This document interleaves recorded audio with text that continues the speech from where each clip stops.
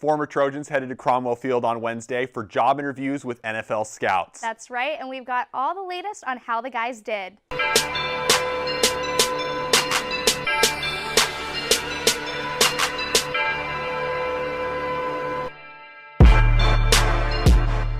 Welcome back to Sports Scene in Studio C. We're working on our 40 times in the studio. I'm Ken Masenchi. And I'm Rachel Cohn. 8 Trojans took part in the events today. USC hosted scouts from all over the NFL and put on a show in hopes of boosting their draft stock for April 3rd's draft. And here are some of the highlights from Pro Day. Leonard Williams made the case for #1. George Farmer blazed in the 40 times. Nelson does well in drills after his injury last month. And Josh Shaw was honest with reporters. So we start off with Leonard Williams. The big cat already has a top 3 pick protection, but he used today to make a case for #1. Williams participated in defensive line drills but skipped the 40 after running a 4.97 time at the combine last month. But he feels that he would be a great pick at #1. Every player wants to be the best, and to be the #1 pick, shows that you're the best player in that draft class. And at the end of the day, it's an honor and a blessing to be picked anywhere in the first round or even in the league, but I definitely want to go as high as possible. I'm just going to try to tell those guys, if you pick a quarterback over me, I'm going to hurt them. So. And all jokes aside, Williams could be the first pick overall, and the last Trojan that was picked #1 was Carson Palmer back in 2003. George Farmer had an up-and-down tenure with USC as knee injuries kept him from living to the high expectations that followed him from Sarah High School. Farmer's speed is a major weapon, and he put it on display for scouts today. Farmer ran a 4.35 40 and showed that his blazing speed is back. I never doubted myself in what I can do. Just trained hard, up until this point, and to run that 40 today just, it took a bunch of weight off my shoulders to know that I am back to my speed and that what I've been able to run for the last 4 years. So it feels great. It's obvious he's got natural physical tools. I mean, we all saw him run fast. We all know that aspect of it. Obviously, the lack of actual playing is some of the issue there. So it's a matter of, can they figure that out? Can they get to the bottom of what they think he can be? So Ken, what do you think of Farmer's times today and the drills they did? How will that help him? Well, it definitely will help him because right now he was slated as undrafted, and now this could sneak him up into the later rounds. He's not going to go any higher than 6 would be the highest he would go, but this could help him get picked and live his lifelong dream of playing in the NFL. Do you think that there's a spot on a team for him out there? Yeah, absolutely. The guy's so fast. He could return kicks. He could play special teams. If somebody that fast will find a spot in the NFL. Farmer was rated as a potential undrafted free agent before Pro Day, but this time the 40 could help him come back onto draft boards. Nelson Aguilar avoided the 40-yard dash after posting a 4.42 at the combine, but he took part in wide receiver drills that he missed out on last month.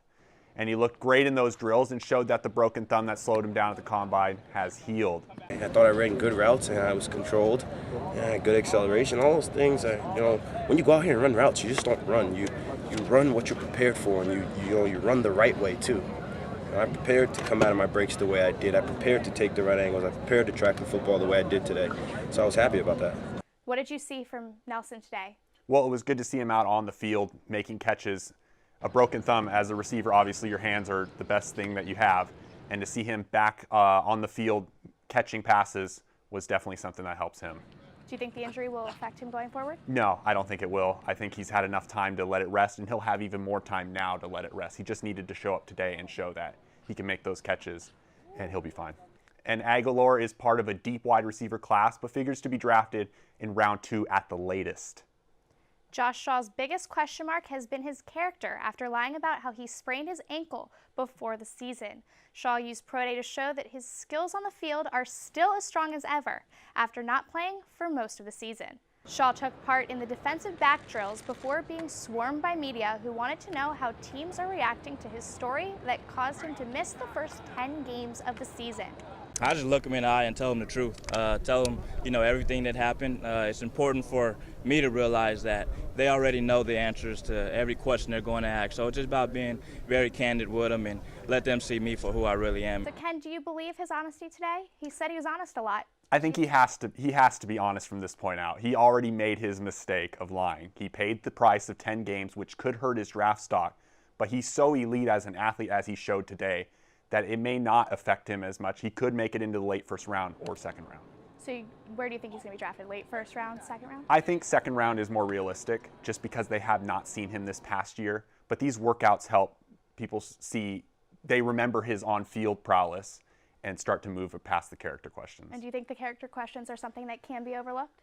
Yeah, I think they can be overlooked. He paid the price, and Sarkisian has been behind him 100%, saying, look, this is a one-time thing, and we are ready to move forward. So I think he'll move on from it. Shaw projects to be either a late round first pick or an early round second pick talent. He will use team interviews to show that his character isn't a question mark.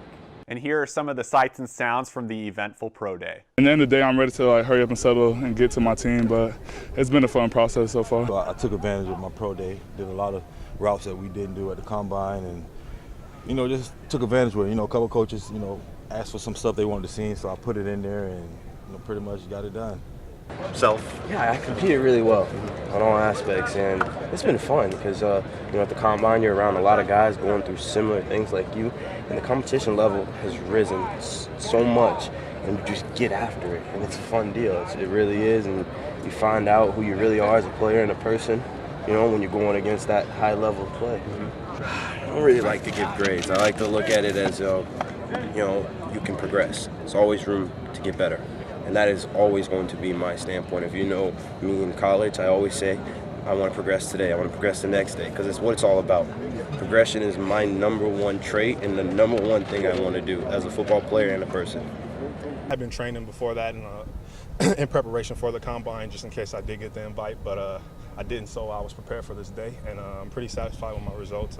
And like I said, I've been training for the last 7 weeks for this day, so I was prepared for it. No, I was kind of disappointed in the. I knew I would run 4.4 at worst. I was shooting to run 4.3s, but see, the thing is, I missed 2 weeks of training with the East-West Senior Bowl. And then when I came back, my hamstring was nagging. So when I came back to Phoenix, I missed another week of training. So I really only had 2 solid weeks. I thought all of our guys came out prepared, ready to go today. They looked really good physically. I thought mentally, emotionally, they were good. It wasn't too big for them. I didn't view a whole bunch of performance anxiety. They just seemed comfortable in the environment and had fun competing. And lots of great sound from the former Trojans. And Buck Allen provided some comedy at Pro Day when he explained how he talked over the decision to go pro with his grandmother. I went home, I said, Grandma entered the draft, and she said, no, you can't go to the Army. Hey, I understand why the grandmother was confused, but I'm sure she's relieved to know that Buck will be going to battle on the field. Definitely. Well, thanks for joining us this week, Sports Scene from Studio C. I'm Ken Masenchi. And I'm Rachel Cohn. We'll see you here next week.